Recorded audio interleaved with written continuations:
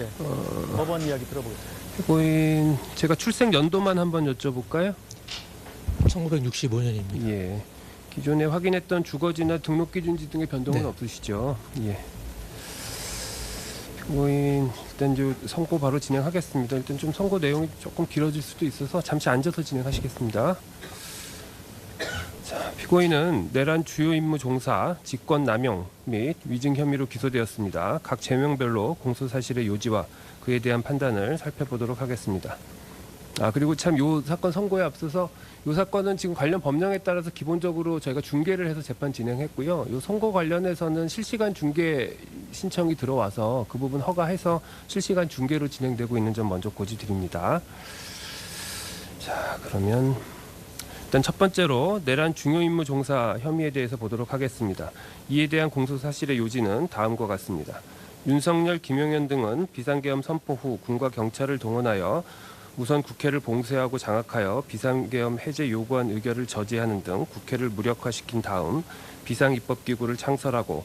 선관위를 장악한 후 부정선거 및 여론조작 관련 증거 확보를 내세워 법률상 근거 없이 선관위에 전산자료를 영장 없이 압수하고 제1야당인 더불어민주당 당사와 등록된 여론조사기관인 여론조사꽃 사무실 등을 장악하는 한편 포고령에 근거하여 국회의원, 정치인 등 주요 인사와 선관위 관계자들을 영장 없이 체포 구금하고 MBC, JTBC, 한겨레, 경향신문 등 정부의 비판적인 입장을 취하는 언론사에 대한 봉쇄 및 단전 단수 조치를 하려고 계획하였다. 이와 같은 모의에 따라 윤석열, 김용현 등은 2024년 12월 3일 22시경을 기하여 전국에 비상계엄을 선포하기로 하고 사전에 국무총리, 법무부 장관, 행정안전부 장관인 피고인, 통일부 장관, 외교부 장관, 국가정보원장만을 대통령실로 불러 피고인에게 국회, 선관위, 민주당 당사, 언론사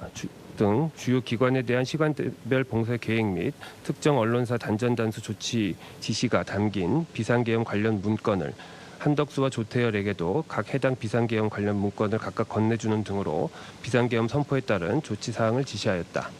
이후 윤석열, 김용현은 기획재정부 장관, 농림축산부 장관 등 국무위원을 추가로 소집할 것을 지시하였고 22시 16분경 국무회의 구성원 11명이 모이자 국무위원들에게 미리 준비한 계엄 선포문 사본을 나눠주며 비상계엄을 선포하겠다고 통보한 후 대접견실에서 나와 대국민 담화를 발표하고 비상계엄을 선포하였다. 이후 김용현은 미리 작성하여 가지고 있던 포고령을 계엄 사령관에게 건네주면서 이를 발령하라고 지시하였고 이에 따라 박안수는 23시 23분경 포고령을 발령하였다. 피고인은 비상계엄을 선포한 22시 27 윤석열은 비상계엄을 선포한 22시 27분경부터 다음날 04시 26분경 비상계엄 해제를 발표할 때까지 군인과 경찰 공무원 등으로 하여금 국회를 봉쇄하고 국회, 선관위의 과천청사, 관악청사, 수원선거위원회, 선거연수원, 민주당 당사, 여론조사꽃을 장악하며 포고령에 근거하여 국회의원, 정치인 등 주요 인사와 선관위 관계자들을 영장 없이 체포 구금하고 부정선거 및 여론조작 관련 증거 확보를 구실로 내세워 법률상 근거 없이 선관위의 전산자료를 영장 없이 압수하며 군 병력을 국회의사당에 침투시켜 국회의원들의 비상계엄 해제 요구안에 의결을 저지하고 국회를 무력화시켜 헌법기관인 국회 및 선관위의 권능 행사를 불가능하게 하고 정부의 비판적인 입장을 취하는 특정 언론사에 대한 봉쇄 및 단전 단수 조치를 함으로써 헌법 또는 법률이 정한 절차에 의하지 아니하고 언론 출판 자유 등을 침해하려는 국헌 문란의 목적으로 국군 방첩 사령부 등 무장 군인 1,600여 명과 경찰관 약 3,790명 등을 동원하여 국회, 선관위, 민주당 당사, 여론조사꽃 등을 점거, 출입 통제하는 등의 방법으로 강압하여 한 지역에 평원을 해하는 폭동을 일으켰다. 피고인은 이와 같이 계엄 선포 당일 대통령실에 도착하여 윤석열로부터 오늘 밤 비상계엄을 선포하겠다는 취지의 말을 듣고 김용현을 통하여 국회, 민주당사 등 주요 기관 봉쇄 계획 및 특정 언론사에 대한 단전 단수 조치 지시 문건을 받아 이에 관한 지시를 받은 후 이를 이행하기로 마음먹고 비상계엄이 선포된 후 국회 주변의 서울 경찰청 소속 기동대가 배치되어 국회를 통제하고 포고령이 공포된 상황에서 23시 34분경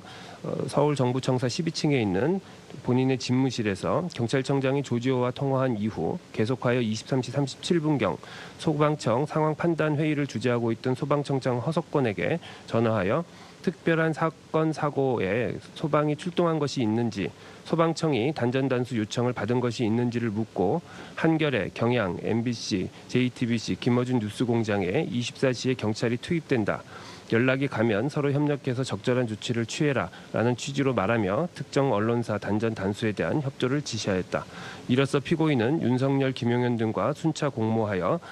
윤석열로부터 받은 국회 등 주요 기관 시간대별 봉사 계획 및 특정 언론사 단전 단수 조치 지시를 소방청장에게 전달하면서 소방청으로 하여금 경찰과 협력하여 특정 언론사 건물 5곳에 대한 단전 단수 조치를 시행하도록 지시함으로써 위 내란 행위에 대한 주요 임무를 종사하였다. 이러한 공소 사실에 대해서 피고인 및 변호인의 주장 중에 공소장 일본주의 위배에 대한 주장을 먼저 살펴보면, 피고인 및 변호인은 이 사건 공소장에는 피고인이 관여하지 않은 비상계엄 및 내란 행위에 대한 상세한 기재가 있고, 피고인에 대한 공소 사실과 직접적인 관련이 없는 부분이 다수 기재되어 있으며 여러 관계자들의 행위를 연결하여 기재함으로써 법관으로 하여금 불필요한 선입견이나 예단을 가지도록 하고 있어 공소장 일본주의에 위반된다라는 취지의 주장을 하고 있습니다.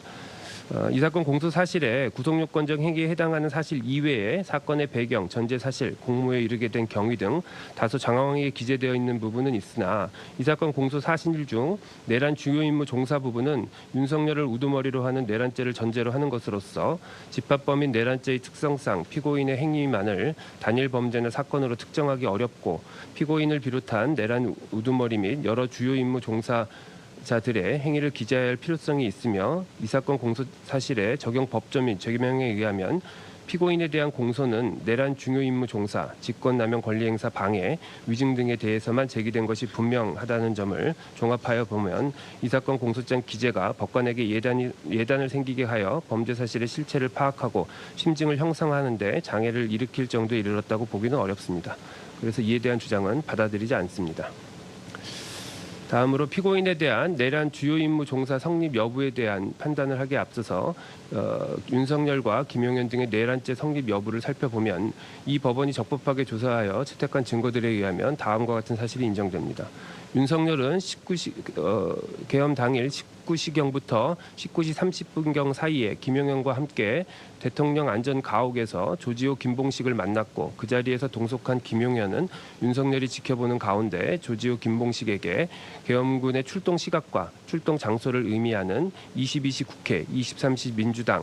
민주당사 등과 같이 기재된 문건을 교부하였습니다. 이후 서울경찰청으로 복귀한 김봉식은 19시 50분경 여의도 인근에 배치된 경찰 기동대 현황을 파악하였고, 20시 07분경 조지호에게 전화를 걸어 여의도 인근에 4-5개의 기동대가 있다고 보고하였으며, 서울경찰청 경비부장을 통해 광화문 타격대에 여의도 배치를 지시하였다. 윤석열이 22시 27분경 비상계엄을 선포하자 조지호와 김봉식은 22시 30분경 경찰 300여 명을 국회 주출입문 및 담장 중심으로 배치하였고, 조지호가 22시 45분경 김봉식과 통화를 통해 국회 출입 차단을 지시하자 22시 47분경부터 국회 출입이 전면적으로 차단되었다가 23시 07분경 국회의원, 보좌관, 국회 직원 등은 신분 확인을 거쳐 출입하도록 하였다. 조지호는 23시 23분경 포고령 발령 사실을 알게 되었고, 윤석열로부터도 23시 28분, 30분, 34분에 걸쳐 전화를 받아 국회 통제와 관련된 지시를 받았다. 결국 23시 37분경부터 다음날 01시 45분경까지 국회의 출입이 전면적으로 차단되었다. 또한 김용현의 지시를 받은 육군 특수전 사령부 사령관 곽종근은 22시 30분경부터 22시 31분경 사이에 707 특수임무단 소속 2개의 지역대에 헬기를 통한 국회 투입을 지시하였고, 수도방위사령관 이준우도 비상계엄 선포 후 수도방위사령부 소속 군인들과 함께 국회로 출동하였다. 707 특수임무단 소속 군인들은 국회 경내 운동장에 도착한 후 본관으로 이동하여 국회 본관으로 들어가는 출입문을 확보하고자 하였고, 그 후 일부는 국회 본관 유리창을 깨고 본관 내부로 진입하였다. 제1공수여단 소속 군인들도 12월 4일 00시 30분경 국회에 도착하여 그 무렵 국회 경내로 진입하였다. 한편 윤석열은 2024년 12월 4일 00시 30분경 각종근에게 전화를 걸어 아직 의결 정족수가 채워지지 않은 것 같다. 문을 부수고 들어가 안에 있는 인원들을 밖으로 끄집어내라 라는 취지로 지시하였고, 이진우도 같은 날 00시 40분부터 00시 45분경 사이에 제1경비여단장에게 국회 본관 내부로 들어가 국회의원들을 외부로 끌어내라 라는 취지의 지시를 하였다. 정보사령부 소속 군인 10여 명은 비상계엄 선포 후 선관위 과천청사에 진입해 선관위 직원들의 휴대전화를 압수하고 외부 연락 차단, 출입 통제 등을 하였고, 선관위 서버 등의 전산 시스템을 촬영하기도 하였으며, 제3공수여단 소속 군인들은 선관위 과천청사와 수원에 있는 선거연수원으로 출동하였고, 제9공수여단은 선관위 과천청사에 출동하였다. 또한 곽종근은 비상계엄 선포 무렵 민주당 사로에 편의대 출동 지시를 하였고, 제9공수여단 소속 군인들에게는 서울 서대문구에 위치한 여론조사 꽃으로의 출동을 지시하였다. 민주당 사로 이동 중이던 제1공수여단 소속 군인들은 국회의 비상계엄 해제 요구 결의안이 가결된 이후인 24년 12월 4일 01시 06분경 육군 특수전 사령부로부터 대기 지시를 받고, 그때부터 02시 35분경까지 당산역 일대 도로에서 정차 후 대기하다가 부대로 복귀하였으며, 여론조사 꽃으로 출동한 제9공수여단 소속 군인들은 00시 50분경 여론조사 꽃에 도착한 후 같은 날 01시 09분경까지 건물 앞을 정부한 채 외부인들의 출입을 통제하였다. 이런 사실에 비추어 판단하건대 윤석열, 김용현 등은 국회와 야당 강사 및 언론사를 물리적으로 봉쇄하여 이들의 기능을 마비시키거나 독립된 헌법기관인 선관위를 영장 없이 압수수색하고자 하였는데, 이는 헌법의 대의제 민주적 기본질서의 규범적 효력을 상실케 하고 헌법에 의하여 설치된 국가기관인 국회의 권능 행사를 불가능해 하려는 국헌문란의 목적 아래 이루어진 행위들로 판단된다. 윤석열, 김용현 등이 일련의 지휘 체계에 따라 집단적으로 다수의 군병력 및 경찰력을 동원하여 국가기관인 국회, 선관위를 점거, 출입 통제하고 그 활동을 제한하려 한 이상, 윤석열, 김용현 등은 국헌을 문란하게 할 목적으로 다수인이 결합하여 유형력을 행사하고 해악을 고지함으로써 한 지방의 평온을 해할 정도의 위력이 있는 폭동, 즉 내란 행위를 일으켰다고 판단된다.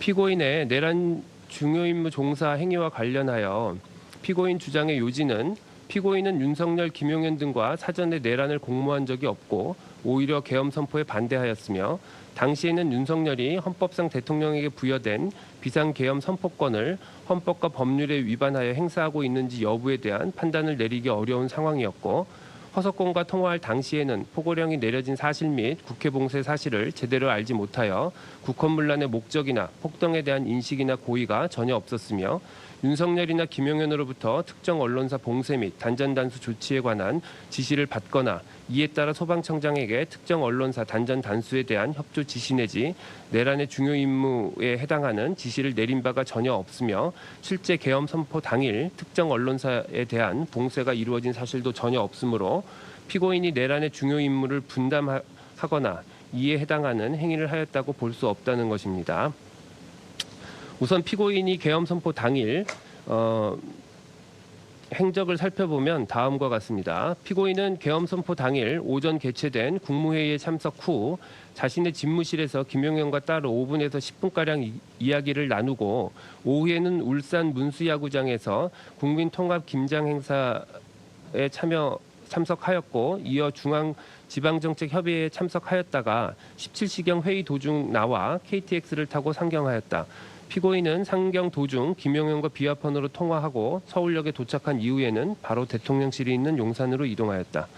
피고인이 도착했을 당시 집무실에는 윤석열, 김용현 그리고 먼저 도착한 박성재가 있었고, 피고인 도착 이후 한덕수, 김영호, 조태열, 조태용이 순차로 집무실로 들어왔다. 21시 09분경 조태열, 김영호, 박성재, 조태영, 한덕수가 대통령 집무실에서 나와 대접견실로 이동하였는데 당시 한덕수, 조태용은 각각 손에 A4 크기의 문건을 들고 나왔고 피고인 박성재, 김영호는 손에 문건을 들고 있지 않았다. 피고인은 21시 48분경 상의 왼쪽 안주머니에서 A4 크기의 문건을 꺼내어 펼쳐보았고 21시 51분경 다시 문건을 꺼내어 잠시 확인 후 다시 상의 왼쪽 안주머니에 넣었다. 피고인은 21시 56분경에도 위 문건을 꺼내어 펼쳐보았다. 그 무렵 조태열은 대접견실에서 김용현에게 그럼 군대가 이미 다 대기하고 있는 겁니까? 라는 취지로 물었고 김용현은 그렇다라고 답하였다. 그 자리에는 피고인을 비롯한 한덕수, 박성재, 조태영 등이 동석하고 있었다. 윤석열은 22시 14분경 연결 출입문을 통해 집무실에서 대접견실로 나와 자리에 앉았고 비상계엄 선포의 필요성, 정당성에 대해 일방적으로 말하기 시작하였다. 그리고 오영주가 22시 16분경 도착하여 국무회의 구성원 총 11명이 모이게 되자 김용현은 복사한 비상계엄 선포문을 참가자들에게 나누어 주었다. 윤석열은 22시 18분경 대접견실 자리에서 일어나 김용현과 함께 나갔고 이후 대국민 담화를 발표하며 22시 27분경 비상계엄을 선포하였다. 비상계엄 선포 후 윤석열은 23시 31분경 대접견실로 돌아와 자리에 앉았고 22시 32분경 최상목에게 조속히 예비비를 확보하여 보고할 것, 국회 관련 각종 자금을 완전 차단할 것, 국가 비상 입법기구 관련 예산을 편성할 것이라는 취지가 기재된 문건을 교부하였다.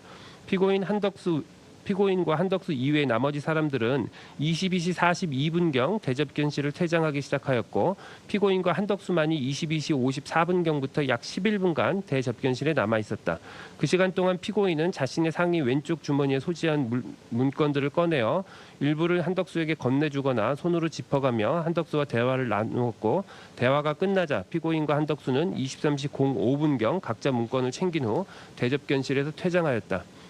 대통령실에서 나온 피고인은 정부 종합청사로 돌아와 23시 34분경 본인의 집무실에서 조지호에게 전화를 걸었고 조지호와 통화가 종료된 직후인 23시 37분경 허석권에게 전화를 걸어 통화하였다. 이후 피고인은 2024년 12월 4일 자정부터 00시 30분경까지 정부 서울청사에서 행정안전부 실장급 긴급 간부회의를 주재하였고 01시경 정부 청사에서 자택으로 귀가하였다가 다시 03시 11분경 비상계엄 해제를 위한 국무회의에 참석하기 위해 대통령실 대접견실에 도착하였다. 이런 사실관계를 바탕으로 먼저 주요 기관 봉쇄 계획 및 단전단수 조치 문건의 존재 여부와 그 구체적인 내용에 대해서 살펴보면 다음에서 살피는 각 사실들을 종합하여 볼 때 주요 기관 봉쇄 및 단전단수 조치 문건은 존재하고 위 문건에는 군, 경찰이 투입되어 봉쇄할 기관과 투입 시간대가 기재되어 있었으며 소방청은 특정 언론사 단전단수를 이행한다는 취지의 내용도 포함되어 있었던 것으로 판단됩니다. 우선 김용현은 2025년 10월 23일 헌법재판소에 윤석열 대통령 탄핵 사건의 증인으로 출석해서 제가 비상계엄을 주도하는 주무장관으로서 윤석열의 지시에 따라 국무총리, 기획재정부 장관, 외교부 장관, 행정안전부 장관, 경찰청장에게 건넬 협조사항 문건을 작성하였고 준비한 문건은 총 6에서 7장 정도이다. 조지호, 김봉식에게 건넨 문건에 22시 국회, 23시 민주당 당사 이런 내용이 적혀 있었는데 앞의 숫자는 시간을 의미하고 정확히는 기억나지 않지만 뒤의 장소에 민주당 당사, 선관위, 국회, 방송사, MBC, 여론조사 꽃 등이 적혀 있었다. 행정부 장관의 문건에 있는 내용은 경찰청장에게 건넨 문건과 똑같은 내용이다 라고 진술하였다. 조지호, 김봉식, 조지호의 배우자가 이 법정에서 증언한 바에 따르면 윤석열이 동석한 자리에서 김용현이 조지호와 김봉식에게 교부한 문건에는 22시 국회, 23시 민주당 당사라고 기재되어 있었고 그 밑에도 이런 식으로 기관명이 쭉 기재되어 있었으며 그중에는 MBC, 여론조사 꽃 등의 단어도 기재되어 있었다. 피고인도 이 법정에서 대통령실 집무실 원탁위에 소방청 또는 소방청장, 24시, 단전 단수, JTBC, MBC, 한겨레, 경향신문 등의 단어가 기재된 문건을 보았다라는 취지로 진술해서 단전 단수를 지시하는 내용의 문건의 존재 자체는 인정하고 있고 그 내용은 김용현, 조지호, 김봉식 등의 진술과도 일부 일치한다. 조지호, 김봉식은 비상계엄 선포 무렵 국회 주변에 경찰 기동대를 배치하고 비상계엄 선포 후 국회의원 등의 출입을 제한하였으며 김용현의 지시로 군인들의 국회 경내 및 본관에 출입을 김용현의 지시로 군인들이 국회 경내 및 본관에 진입하였을 뿐만 아니라 선관위 과천청사, 관악청사, 수원선거연수원, 민주당 당사, 여론조사 꽃에도 출동한 바 있다. 여기에다가 윤석열, 김용현은 경찰력이 주로 투입되고 군 병력은 숙련된 간부 위주로만 투입하기로 계획하고 있었다는 취지로 진술하고 있는 점, 김용현은 병력을 투입할 우선순위는 국회와 선관위였고 민주당 당사와 여론조사 꽃은 우선순위에서 떨어지는 곳이었다. 여기는 병력이 제한되다 보니까 시간을 봐서 병력을 투입하는 걸로 그렇게 생각하고 있었다라고 진술하기도 한 점을 더하여 볼 때 결국 주요 기관 봉쇄 계획 및 단전단수 조치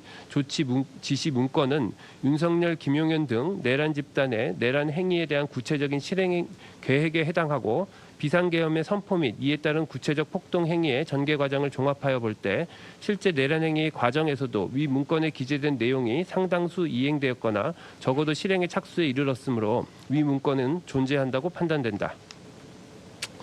다음으로 피고인은 윤석열로부터 주요 기관 봉쇄 계획 및 단전단수 조치 지시 문건을 교부받고 특정 언론사에 대한 단전단수 이행을 지시받았는지 여부를 살피건대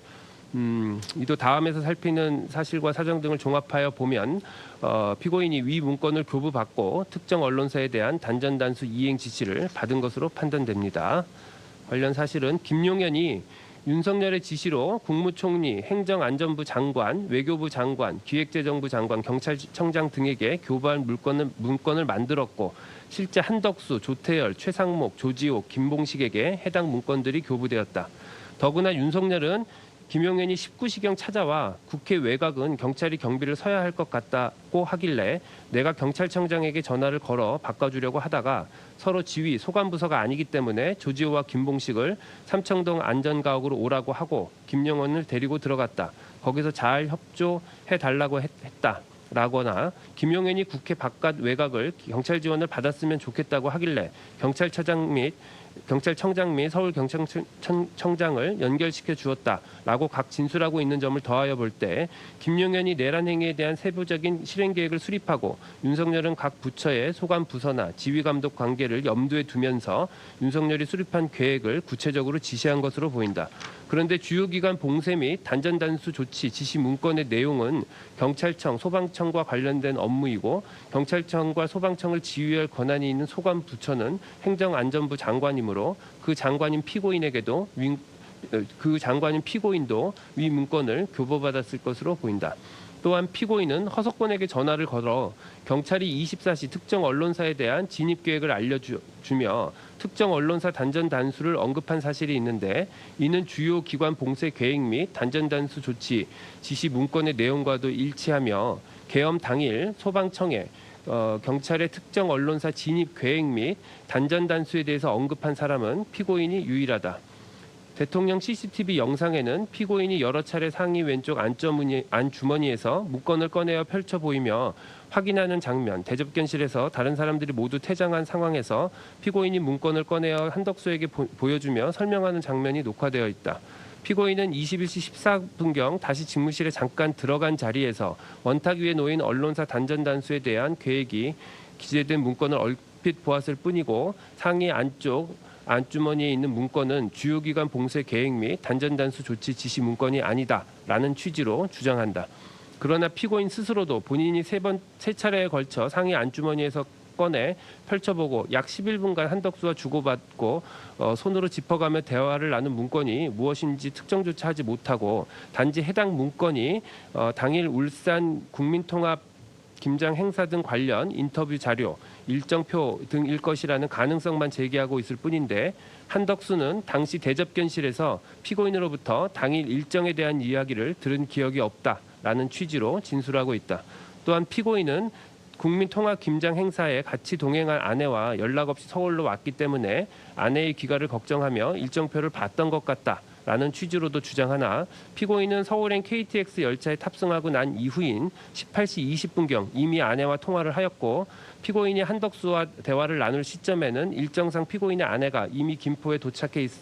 있었을 것으로 보이는 점 등을 고려할 때 피고인의 위 주장은 그대로 신빙하기가 어렵습니다. 다음으로 피고인이 허석권에게 특정 언론사 단전 단수에 대한 협조 지시를 하였는지 여부를 보건대 허석권은 이 법정에서 피고인이 전화가 와서 받았는데 피고인으로부터 전화가 와서 받았는데 피고인이 특별한 사건 사고에 소방이 출동할 것이 있느냐라고 물어 특별한 상황은 없습니다 라고 답변했더니 이어서 피고인이 소방청이 단전 단수 요청받은 것이 있느냐고 물었고 그래서 제가 요청받은 것이 없습니다 라고 했다. 그러자 피고인이 한겨레, 경향, MBC, JTBC, 김어준의 뉴스공장에 24시에 경찰이 투입 또는 진입된다. 연락이 가면 서로 협력해서 적절한 조치를 취해라 라고 말하였다. 피고인이 언론사를 빠르게 말하였기 때문에 그 과정에서 제가 몇 번 되묻고 이를 혼잣말로 되뇌이면서 메모를 하였다라는 취지로 진술하였습니다. 당시 소방청 상황판단회의에 참가했던 배덕권, 김학근 등도 허석권이 전화를 받으면서 몇 군데 언론사를 말한 것이 기억이 나고 전화를 끊고 단전 단수가 업무에 맞는지 등을 논의한 것으로 기억하고 있습니다. 거기에 지금 피고인과의 전화 통화 이후 허석권이 차장인 이영팔, 배덕권 등과 소방청의 업무에 단전 단수가 포함되는지 등에 관해 논의한 사실, 이영팔은 특정 언론사의 소재지를 관할하는 서울소방재난본부 측에 전화를 하여 경찰과의 협조를 강조한 사실, 허석권도 황기석에게 전화를 걸어 경찰의 협조가 있었는지를 묻는 통화를 한 사실 등이 있고 여기에다가 소방과 경찰의 협조는 일상적으로 발생하는 일이기 때문에 굳이 소방청장과 경찰청 차장이 이를 직접 서울 소방재난본부장에게 강조해야 할 필요성이 전혀 없고 소방청 판단 회의에서는 특정 언론사 단전 단수에 대해 반대하는 취지의 의견이 기재되었던 점 등을 더하여 볼 때 허석권과 이영팔은 피고인의 전화가 특정 언론사 단전 단수에 대한 협조 지시임을 전제로 서울 소방재난본부의 단전 단수에 대한 직접적인 언급은 최대한 자제하면서도 경찰로부터 단전 단수 협조 요청이 온 것이 있는지를 확인하고 향후 있을 경찰의 단전 단수 협조 요청에 대비하여 서울소방재난본부 차원의 대응을 강조하는 등 피고인의 지시에 부합하는 후속 행위를 한 것으로 보입니다. 따라서 피고인이 허석권에게 한 전화를 단순 업무 협조 내지 협조 요청으로 볼 수는 없고 행정안전부 장관인 피고인이 직접 그 소속 외청인 소방청의 장에게 특정 언론사에 대해 경찰이 투입되는 것과 관련한 구체적인 업무 지시를 한 것으로 봄이 타당합니다. 다음으로 피고인에게 내란 주요 임무 종사 고의 및 국헌문란의 목적이 인정되는지 여부를 보겠습니다. 국헌문란의 목적은 범죄 성립을 위하여 고의 외에 요구되는 초과주관적 위법 요소로서 엄격한 증명사항에 속하나 확정적 인식임을 요하지는 아니하며 다만 미필적 인식만 있으면 족합니다. 한편 내란죄는 다수인이 집단을 이루어 국헌문란 행위라는 하나의 내란 행위에 나아가는 것이므로 내란 행위를 포괄적으로 인식, 용인하고 있는 이상 내란 집단의 구성원 각자가 내란을 구성하는 모든 개별적, 구체적 행위, 즉 내란 집단의 행위라고 인정되는 모든 행위에 대하여 이를 구체적으로 인식하거나 관여할 필요는 없고 전체적으로 내란의 각자가 가공하는 의사를 가지고 이에 기여한 바가 있는 이상 내란죄의 질책을 질 수밖에 없습니다. 피고인은 법조인 겸 정부의 고위 공직자로서 헌법과 법률이 정한 비상계엄의 의미와 그 요건에 대해 잘 알 수 있었고 더군다나 비상계엄이 선포되자 다수의 시민들이 국회로 모였고 국회의원들은 비상계엄을 해제하기 위해 신속히 국회로 등원하였으며 내란 행위에 대한 지시를 받은 일부 군과 경찰의 지휘관들과 그 소속 인원들은 소극적으로 임무를 수행하며 그 지시를 사실상 거부하기도 했던 점에 비추어 볼 때 피고인이 평균적 법감정을 가진 사회 일반인으로서도 윤석열, 김용현 등의 비상계엄 선포 및 그에 따른 후속 행위에 위헌, 위법적인 요소가 있었음은 충분히 인식할 수 있었다고 보입니다. 피고인은 적어도 20시 36분경 대통령실에 도착한 이후 비상계엄 선포에 대해서 분명히 인식하였고 윤석열로부터 주요기관 봉쇄 계획 및 언론사 단전 단수 조치 지시 문건을 받아 그 이행의 지시를 받았으며 위 문건에는 군 내지 경찰이 투입하여 봉쇄할 여러 기관이 기재되어 있었기 때문에 피고인은 해당 기관들에 대한 병력 내지 경찰력 투입을 예상하거나 충분히 예상할 수 있었습니다.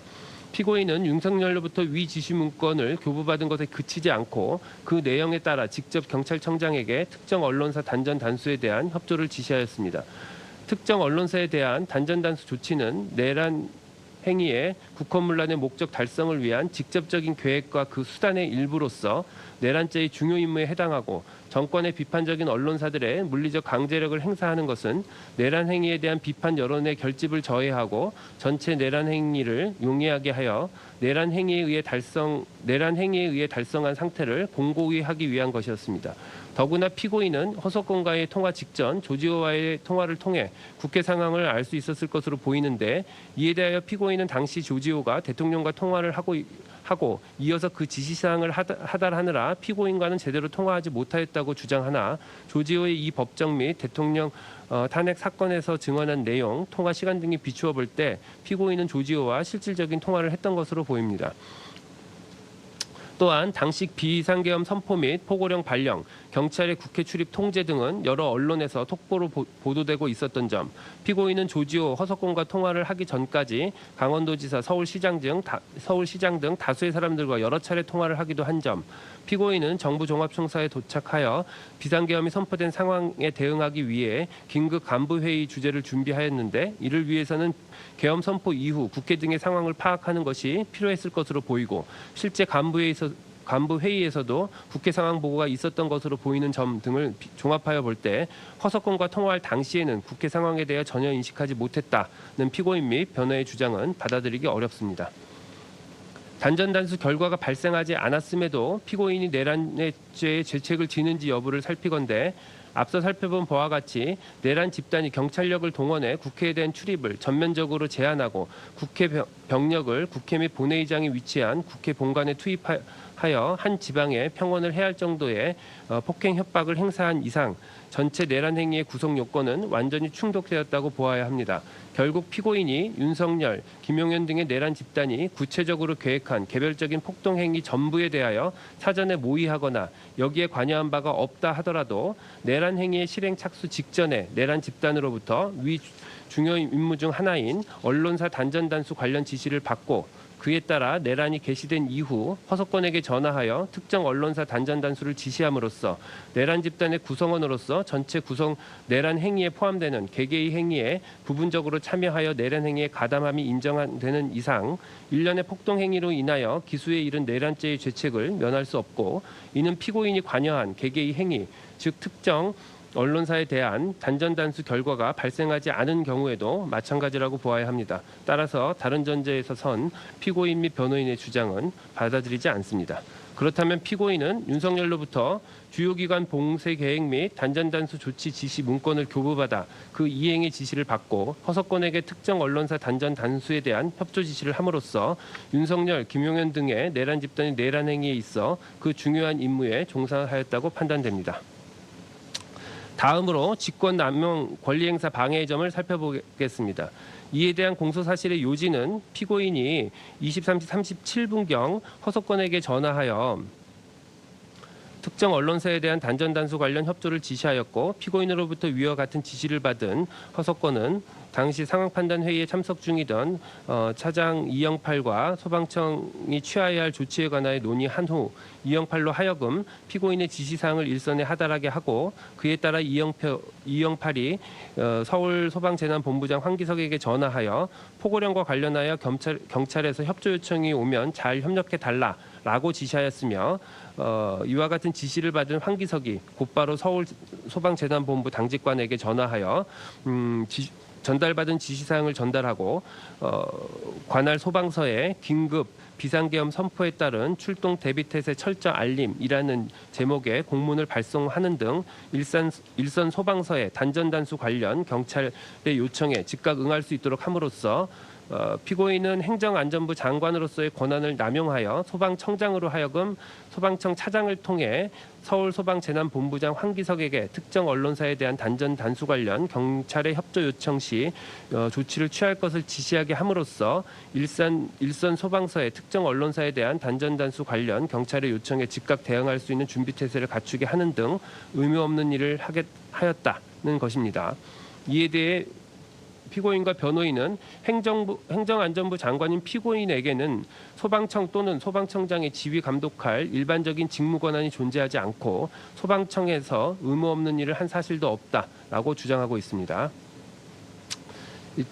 살피건대 직권남용 권리행사 방해는 단순히 공무원이 직권을 남용하는 행위를 하였다는 것만으로 곧바로 성립하는 것이 아니라 직권을 남용하여 현실적으로 다른 사람이 법령상 의무 없는 일을 하게 하였거나 다른 사람이 구체적인 권리 행사를 방해하는 결과가 발생하여야 하고 그 결과의 발생은 직권남용 행위로 인한 것이어야 합니다. 구정부조직법 행정안전부 장관의 소속청장 지휘에 관한 규칙, 재난 및 안전관리 기본법 등 관련 규정에 의하면 피고인은 행정안전부 장관으로서 법령에 규정된 권한 행사, 재난관리 등을 위해 그 소속청인 소방청을 지휘할 수 있고 소방청장을 상대로 이에 필요한 업무 지시, 협조 요청 등을 하고 승인 및 보고를 요구할 일반적 직무 권한을 가지고 있다고 판단되고 피고인이 허석권에게 한 언론사 단전단수 협조 지시는 형식적 외형적으로 직무 집행으로 보이는 외관을 갖추었으며 피고인이 허석권에 대한 특정 언론사 단전 단수에 대한 협조 지시는 직권 행사에 가탁하여 실질적 구체적으로 위법 부당한 행위를 한 경우에도 해당됩니다. 다만 당시 다른 사람이 법령상 의무 없는 일을 하였는지와 관련하여 공소 사실에 의하면 피고인이 허석권으로 하여금 하게 한 의무 없는 일이란 서울 소방재난본부 관할 일선 소방서에 언론사 단전 단수와 관련한 소방청의 요청에 즉각 대응할 수 있는 준비 태세를 갖추게 한 것과 황기석에게 언론사 단전 단수에 대한 협조를 지시한 것인데 황기석은 이영팔 또는 허석권과의 통화 이후에도 서울 소방재난본부 차원의 특별한 조치를 취한 사실은 없다라고 진술하였고 서울 소방재난본부 차원에서 일선 소방서에 시달한 지시는 위 출동 대비 태세 철저 알림 공문이 유일한데 황기석은 이영팔 허석권으로부터 전화를 받기 전인 22시 50분경부터 비상계엄에 대한 서울 소방재난본부 차원의 대응을 준비하였고 그 일환으로 경찰 등 유관기관 공조 체계로 현장 활동 공동 대응의 내용이 포함된 공문도 통상적인 선례에 따라 이미 작성하고 있었으며 이영팔 또는 허석권과의 전화 통화와 위 공문 작성은 아무런 관련성이 있다고 보기 어렵습니다. 다음으로 황기석은 이 법정에서 이영팔이 전화를 하면서 24시 언론사 5곳 단전 단수라는 단어를 말한 사실이 없다. 이영팔이 말한 포고령과 관련하여 경찰에서 협조 요청이 오면을 경찰의 요청이 올 수도 있나 정도로만 생각했을 뿐 특별하게 생각하지 않았다라고 진술하였고 허석권으로부터 받은 전화에서도 당시 서울 상황 및 경찰 측 협조가 있었는지를 묻는 질문과 상황 관리를 잘 하라는 취지의 말만 있었을 뿐이라는 것이며 설령 이영팔 허석권의 전화를 소방청 차원의 업무 지시로 볼 여지가 있다고 하더라도 언론사 단전 단수에 대한 직접적인 언급이 없었던 이상 경찰 협조 요청에 대한 대응을 강조하는 취지의 일반적인 지시로밖에 볼 수 없어서 허석권 이영팔이 황기석과 통화한 내용은 경찰의 협조 요청에 대한 대응을 강조하는 취지의 일반적 지시에 불과하여 법령상 의무 없는 일이라고 보기는 어렵습니다. 따라서 검사가 제출한 증거만으로는 피고인이 허석권으로 하여금 의무 없는 일을 하게 하였다고 보기 부족하고 달리 이를 인정할 만한 증거가 없으므로 이 부분 공소 사실은 범죄의 증명이 없는 때 해당하여 형사소송법 제325조 후단에 의하여 무죄를 선고하기로 합니다. 다음으로 위증에 관하여 살펴보겠습니다. 공소사실의 요지는 피고인이 2025년 2월 11일 대통령 윤석열 탄핵 사건의 증인으로 출석하여 증언하는 과정에서 사실 계엄 선포 당일 대통령 집무실에서 특정 언론사 단전단수 조치에 관한 문건을 받아 이에 관한 지시를 받은 사실이 있고 이에 따라 허석권에게 단전단수 지시를 한 사실이 있음에도 그런 사실이 전혀 없다는 취지로 허위로 증언하고 대통령 집무실에 들어온 조태열에게 윤석열이 제외공간 지시 문건을 전달하는 것을 그 자리에서 직접 목격하였고 대접견실에서 윤석열이 최상목에게 문건을 전달한 사실을 목격하였음에도 이를 보지 못하였다고 허위로 증언하였다는 것입니다. 이에 대해 피고인과 변호인은 위와 같은 지시 문건을 교부받거나 그 이행 지시를 받지 않았고 허석권에게 이를 지시한 사실이 전혀 없으며 조태열, 최상목이 문건을 전달받은 것도 보지 못하였고 설령 피고인이 이를 목격하였다 하더라도 당시 피고인은 급작스런 비상계엄 선포로 인하여 정신적 충격과 혼란에 빠진 상태였기 때문에 이를 정확히 기억하지 못하는 것일 뿐 기억에 반하는 진술을 한 것이라고 볼 수는 없다라고 주장하고 있습니다. 우선 피고인이 윤석열로부터 주요기관 봉쇄 계획 및 단전단수 조치 문건을 교부받아 그 이행을 지시받고 그 지시에 따라 허석권에게 특정 언론사 단수에 대한 협조 지시를 한 사실이 있는지를 살펴보면 이는 앞서 살펴본 바와 같이 피고인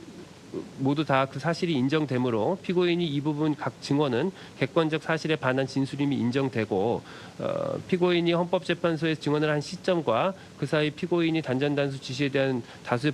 보도가 있었던 점 등을 비춰볼 때 피고인이 불과 3개월 만에 그 기억을 모두 상실하였다라고 보기도 어렵습니다. 그래서 이 부분은 유죄로 인정합니다. 다음으로 조태열 문건 관련 증언의 경우 조태영이 대통령 집무실에 들어갈 당시 피고인은 이미 한덕수, 박성재 등과 함께 집무실에 입실해 있는 상태였고 당시 상황에 대해서 조태열은 제가 집무실에 도착한 이후 반대하는 입장을 말하고 이에 대해 윤석열이 대답을 한다고 10여 분이 흐른 것 같다. 다른 사람들은 그 시간 동안 말할 틈도 없었다. 제 입장에서는 좀 거들어주기를 바랬다라는 취지로 진술하기도 한 점을 종합해 볼 때 당시 집무실에 있었던 사람들은 대화의 화자인 윤석열과 조태열에 집중할 수밖에 없었던 상황으로 보입니다. 또한 조태열의 진술에 의할 때 윤석열은 제외공간 지시 문건을 조태열에게 집무실 원탁 위로 던지듯이 건네주었고 당시 집무실의 자리 배치 등을 고려해 볼 때 피고인이 이를 보지 못했다고 보기는 어렵습니다. 더구나 당시 피고인과 함께 대통령 집무실에 있었던 김영호는 윤석열이 조태열에게 제외공간 지시 문건을 교부한 것을 보았다라고 진술하였고 김용현도 당시 집무실에서 제가 직접 외교부 장관에게 문건을 줄 수 없는 상황이라 대통령님께 전달해 드려서 대통령님께서 외교부 장관에게 문건을 건네주었다라는 취지로 집무실의 상황을 상세히 진술한 점 등을 종합하여 볼 때 피고인은 윤석열이 조태열에게 지시 문건을 전달하는 장면을 목격한 사실에 대하여 위증을 한 것으로 판단됩니다. 그래서 이 부분도 유죄로 인정합니다. 최상목 문건 관련 위증의 점에 대해서 보건대 대통령 접견실 CCTV에 의하면 윤석열이 최상목에게 예산 관련 지시 문건을 건네줄 당시 단순히 피고인이 얼굴과 몸이 윤석열과 최상목 쪽을 향하고 있었던 장면은 확인이 되지만 피고인이 이를 주시하고 있었는지는 정확히 확인되지 않습니다. 거기다가 피고인이 최상목에게 예산 관련 지시 문건을 건네줄 당시에 윤석열을 기준으로 왼쪽에는 박성재, 송미령 피고인 순으로 착석해 있었고 오른쪽에는 정진석이 착석해 있었으며 테이블 끝에는 신원식이 착성돼 있었는데 송미령, 정진석, 신원식도 윤석열이 최상목에게 A4 용지 한 장을 건네는 것을 본 적이 없다거나 기억이 나지 않는다는 취지로 진술하고 있고 한편 당시 대접견실에 있던 상당수 국무위원들은 윤석열로부터 급작스럽게 비상계엄 선포 계획에 대해 들었고 실제로 그 계획에 따라 비상계엄이 선포되자 상당히 당황스러웠을 것으로 보이고 당시 상황 또한 매우 어수선했던 것으로 보이며 이로 인해 국무위원들은 대접견실에서의 상황에 대해서 다소 실제와 다르게 진술하거나 제대로 기억하지 못하고 있기도 했던 점 등을 종합해 볼 때 피고인이 해당 장면을 목격하였다고 하더라도 증언 과정에서 이를 단순히 기억하지 못하였을 가능성도 배제하기는 어렵습니다. 그렇다면 이 부분 공소 사실은 범죄의 증명이 없는 때에 해당하므로 형사소송법 제325조 후단에 의해 무죄를 선고하여야 하나 이와 포괄적 관계에 있는 다른 위증죄를 유죄로 인정하는 이상 주문에서 따로 무죄를 선고하지는 않습니다. 마지막으로 피고인의 내란 주요 임무 종사와 유죄에 관한 위증죄에 관한 양형의 이유를 살펴보겠습니다. 내란죄는 국가의 존립과 헌법 기능을 파괴하고 사회의 근간을 뒤흔드는 국가적 범죄로서 그 위험성은 특정 영역에 국한되지 않고 국가 전체에 미친다. 피고인을 비롯한 윤석열, 김용현 등의 내란 행위는 헌법이 정한 절차를 무시하고 폭력적인 수단을 통해 국회를 포함한 국가기관의 권능 행사를 불가능하게 하여 그 기능을 마비시키려 한 것으로 민주주의 핵심 가치를 근본적으로 훼손한 것이므로 그 목적의 달성 여부와 무관하게 엄중한 처벌이 불가피하다. 피고인은 정부 고위 공직자로서 그리고 자유민주적 기본 질서를 수호해야 할 공동체의 일원으로서 헌법과 법률을 수호하고 이를 실현하기 위한 노력을 기울여야 할 헌법적 의무를 부담함에도 윤석열, 김용현 등의 지시에 따라 소방청에 직접 언론사 단전 단수에 대한 협조를 지시함으로써 내란 행위에 가담하였고 않았으므로 그 죄책이 결코 가볍지 않다. 더구나 피고인이 윤석열, 김용현 등의 내란 행위를 적극적으로 만류했다고 볼 만한 자료는 없고 오히려 이후 내란 행위의 진실을 밝히고 그에 합당한 책임을 지기는커녕 진실을 은폐하고 책임에서 벗어나고자 위증까지 하였다는 점에서 피고인에 대한 비난 가능성은 더욱 크다. 다만 피고인이 비상계엄 선포일 이전에 내란을 모의하거나 예비한 정황은 발견되지 않은 점, 피고인이 내란 중요 임무로 수행한 행위는 소방청에 대한 전화 한 통이고 그 이외에 반복적으로 단전단수 조치를 지시하거나 지시사항의 이행 여부를 점검하고 보고를 받는 등 보다 적극적으로 내란의 중요한 임무를 수행하였다고 볼 만한 자료가 없는 점, 피고인이 단전단수 조치 실행을 주도적으로 계획하거나 이를 지휘한 것으로 보이지도 않는 점, 결과적으로 특정 언론사에 대한 단전단수 조치가 실제로 이루어지지 않은 점 등을 고려하고 그 밖에 이 사건 변론에 나타난 모든 양형 요소를 종합적으로 참작하여 주문과 같이 형을 정하도록 하겠습니다. 네, 피고인 잠시 일어서시죠. 주문. 피고인을 징역 7년에 처한다. 이 사건 공소 사실 중 직권남용, 권리행사 방해의 점은 무죄. 피고인은 이 판결에 불복이 있으면 7일 이내에 이 법원에 항소장을 제출해서 서울고등법원에서 항소심 재판을 받을 수 있습니다. 지금 피고인에 대해서 일부 무죄 판결이 선고된 결과 그 부분은 공시될 수 있는데 이 부분 공시 혹시 희망하시나요?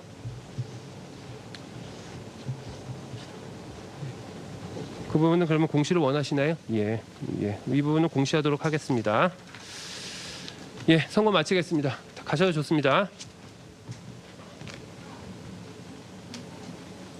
예, 재판 마치겠습니다.